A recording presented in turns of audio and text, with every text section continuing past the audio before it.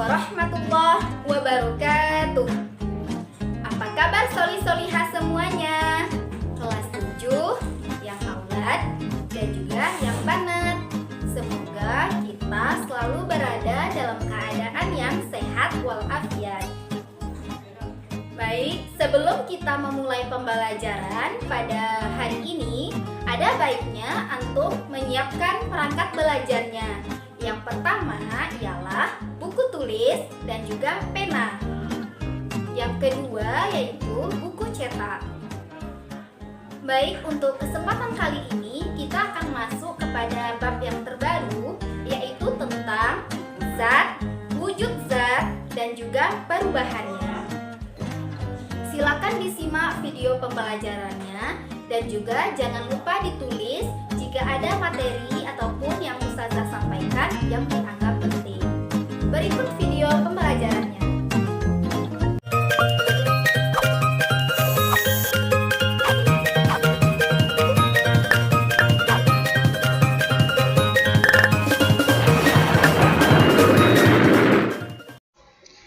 Silakan dibuka Al-Qur'annya, Al-Qur'an surat Ali Imran ayat 14.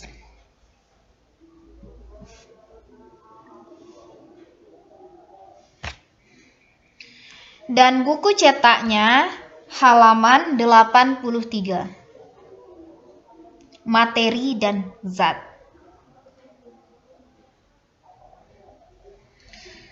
Terlebih dahulu kita akan mencari tahu apa itu pengertian dari materi. Materi adalah segala sesuatu yang menempati ruang, memiliki volume, dan mempunyai massa. Contohnya apa? Contohnya kayu. Kayu itu bisa kita sentuh dan juga bisa kita lihat. Jadi hal ini karena bisa disentuh dan juga bisa dilihat, itu menunjukkan bahwa kayu itu menempati ruang di alam semesta ini. Contoh lain dari materi yaitu udara. Tidak semua materi bisa kita lihat dan juga bisa kita sentuh. Contohnya yang tadi, udara. Kemudian contoh yang lain dari materi yaitu perhiasan emas. Perhiasan emas terdapat juga di dalam Al-Qur'an. Al-Qur'an surat Ali Imran ayat 14, yang artinya dijadikan indah pada pandangan manusia kecintaan kepada apa-apa yang diingini, yaitu wanita-wanita, anak-anak, harta yang banyak dari jenis emas, perak, kuda pilihan, binatang-binatang ternak, dan sawah ladang. Itulah kesenangan hidup di dunia, dan di sisi Allah lah tempat kembali yang baik, yaitu surga. Maksudnya ialah Allah Subhanahu wa Ta'ala menyampaikan bahwasanya Beliau telah menghiasi hidup manusia sebagai ujian bagi mereka dengan kecintaan pada kesenangan-kesenangan duniawi seperti wanita, anak laki-laki, harta yang banyak, kuda yang bagus, binatang ternak, unta, sapi, kambing, pertanian. Itu semata-mata hanyalah kesenangan di dunia. Kesenangan yang sifatnya jangka pendek atau sementara saja. Maka kita sebagai mukmin tidak sepatutnya menggantungkan hidupnya pada kesenangan yang sifatnya sementara. Hanya Allah saja yang memiliki tempat kembali yang baik, yaitu surga yang luasnya seluas langit dan bumi. Di dalam materi juga akan dikenal istilah massa.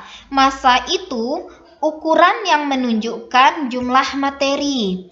Dan juga ada berat. Berat adalah ukuran yang menyatakan besarnya gaya gravitasi bumi yang dialami oleh suatu materi.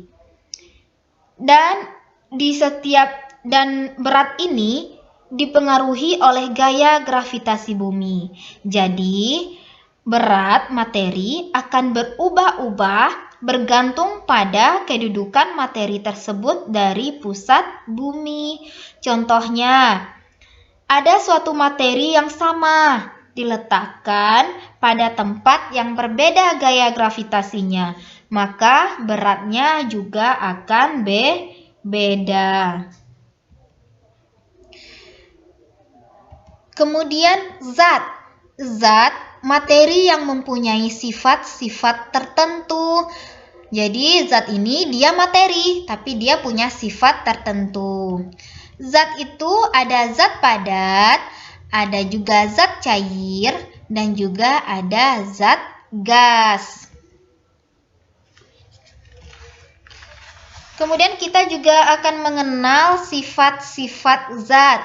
Yang pertama ada sifat ekstensif, yaitu sifat zat yang bergantung pada jumlah dan ukurannya. Jadi sifat zat yang bergantung pada jumlah dan ukurannya. Contohnya volume dan massa. Misalnya volume suatu bak air ialah 2 liter. Begitu. Kemudian yang kedua sifat intensif. Sifat intensif itu ialah sifat yang tidak bergantung pada jumlah ataupun ukuran zat.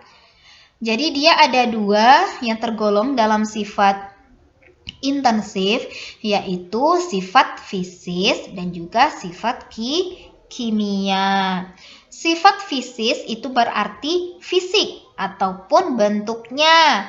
Yang tergolong dalam sifat fisis yaitu ada warna, bau, rasa, kerapatan, titik didih, titik lebur, titik beku, daya hantar, kemagnetan, kelarutan, dan juga kekerasan. Kemudian ada juga sifat kimia. Sifat kimia itu sifat yang menunjukkan kemampuan suatu zat untuk melakukan reaksi kimia, atau sifat yang menyatakan interaksi antar zat. Yang tergolong ke sifat kimia yaitu mudah tidaknya suatu zat terbakar, kemudian kestabilan, dan juga kereaktifan.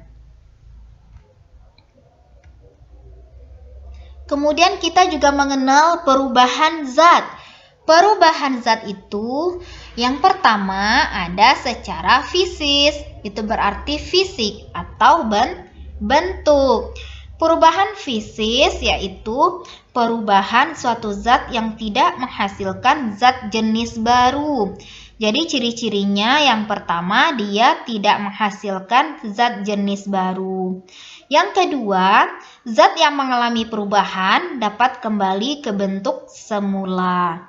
Dan yang ketiga yaitu perubahan yang terjadi hanya diikuti oleh perubahan sifat fisis. Yang pertama, contoh dari perubahan fisis yaitu perubahan bentuk. Contohnya di sini, beras yang ditumbuk menjadi tepung. Kemudian kayu yang dipotong sehingga dibentuk menjadi kursi. Baik, kemudian yang termasuk ke dalam perubahan fisis yaitu perubahan wujud zat. Seperti yang pada gambar ini, ada cair, gas, dan juga padat. Seperti cair ke gas itu menguap, kemudian gas ke cair itu mengembun, cair ke padat itu membeku, padat ke cair mencair, gas ke padat itu deposisi, dan padat ke gas menyublim. Kemudian dalam perubahan zat ada juga perubahan kimia.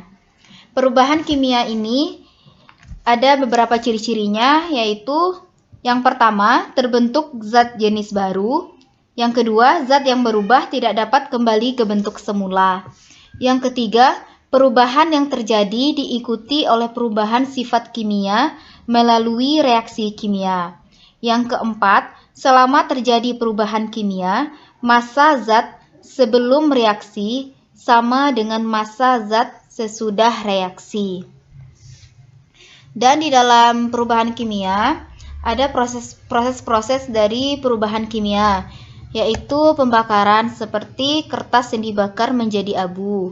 Kemudian juga pembusukan, yaitu pembusukan bahan makanan. Bahan makanan yang menjadi busuk tidak akan kembali ke asalnya. Kemudian yang ketiga ada perkaratan atau korosi. Bermacam-macam logam mengalami perkaratan. Contohnya ialah yang di sini, yang pada gambar kita itu rantai. Mungkin itu untuk materi kita kali ini tentang materi dan zat. Dan silakan antum perhatikan layar ini yang ada di video ini.